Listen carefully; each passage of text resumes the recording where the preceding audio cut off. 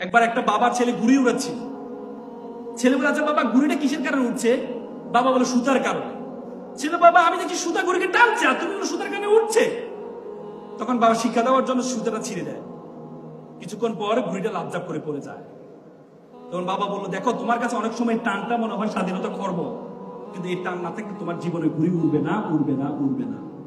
পৃথিবীতে সবচেয়ে মূল্যবান সম্পদ হচ্ছে মা এবং বাবা। মানুষ সর্বোচ্চ ব্যথা সহ্য করতে 45 ইউনিট, তার চেয়ে বেশি হলে সে হয়তো বেহুশ হয়ে যায়, না হলে সে মারা যায়। আর সন্তান, মা যখন সন্তান প্রসব করে তার ব্যথার ইউনিট হচ্ছে 55।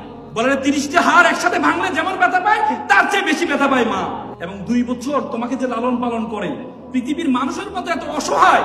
তোমরা দেখবে গরুর যখন বাচ্চা দেয় তখন বাচ্চা দেওয়ার সাথে সাথে গরু এক দৌড় দেয়, বাছুর এক দৌড় মারে। কিন্তু একটা মানুষ যখন সন্তান যখন আসি আমরা, তখন 2 বছর আমাদের অন্যের উপর নির্ভর করতে হয়। একটা গবেষণা আসছে, মা 2 বছরে যে পরিমাণ কষ্ট করে ঘুম ত্যাগ করে, সেই ঘুমের পরিমাণ হচ্ছে প্রায় 6 মাস ঘুম যায় না মা। এই সন্তান এত কষ্ট করে যে বাবা সারাটা দিন শুধু বাবা যেখানে কাজ করে সেখানে একটু হলে যেও, গিয়ে দেখে এসো কি পরিমাণ কষ্ট করে তোমার জন্য, শুধু তোমার জন্য।